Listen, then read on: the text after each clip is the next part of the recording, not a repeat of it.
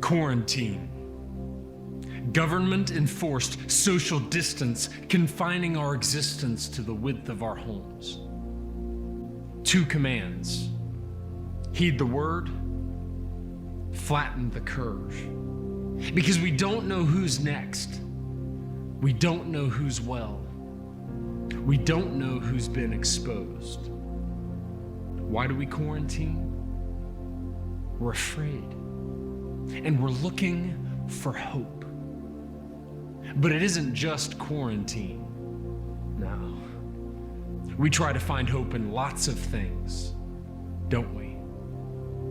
Some of us put our hope in a loving relationship, marriage, cohabitation, civil union, you name it. We say things like, oh, if I can just find the one that my heart truly desires, I'll be happy. I'll feel safe. I'll know my life matters. Some of us put our hope in a government, a political party, or perhaps a president. Believing this new savior to be heaven sent, we say things like, he's the one that will finally make a dent in this country's problems. Some of us, we put our hope in dope. Chemicals that we place inside our bodies to distract us from the realities of our lives, the pain we don't want to feel, the fears we do want to hide. And I guess I haven't even mentioned yet money or pleasure or sex, other whimsical distractions that we chase, believing that through them we'll find a way to make this life make sense. That in them we'll find hope. But folks,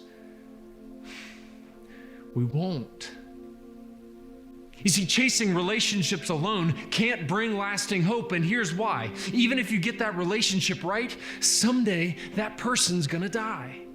And governments and politicians are a lame foundation for salvation because at this point in our history, civil discourse and reasoned conversation seem to be a mystery that remains unsolved. And all the money and drugs and sex can't quench our fix. Daily, we continue shoving in more of the incessant drops of misery, hoping those slippery liquids will provide us with peace, but knowing full well, in the end, that stuff will have us on our knees.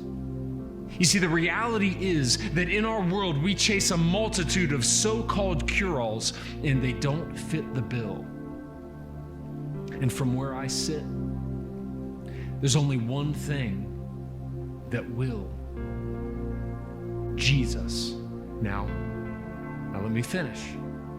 Because many of you are possibly tempted to write me off as some kind of religious quack whose brainwaves are officially flat, but hear me out.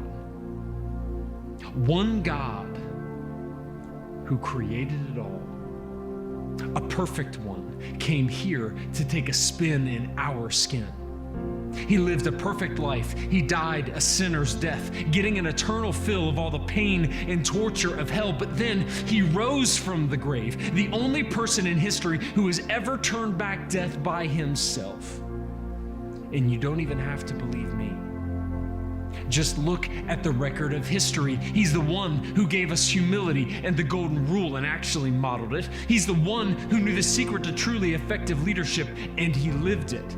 He's the only one who has ever perfectly lived up to the standards that he set, and he's the one who told the truth in love to everyone he met. He's the one who made this world, and he put every single one of us here. And he's the one who holds it all together. And he tells us, trust me, have no fear.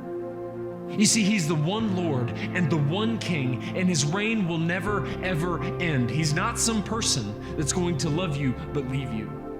He's not some politician who will promise an imaginary world to you.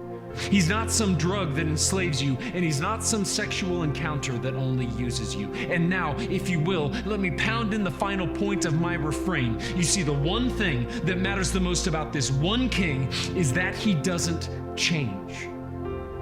Jesus Christ is the same yesterday, today, and tomorrow. And in a world full of tumult and sorrow, that ought to be a welcome prospect. Yes, that ought to engender some respect from us because we can't even go one day without fluctuation. And we're looking for some stability within all this commotion. He's it. He's the one. A constant in shifting sands and a ballast in hurricane force winds. Nothing's shaking him. He's the one hope we have because he's the one thing we need. Now, you can chase what you want. You can look for hope in any old place or thing or person. But as for me and my house, we're determined to place our faith in the one who deserves it. In Jesus Christ alone. The one Lord. The one King. The one real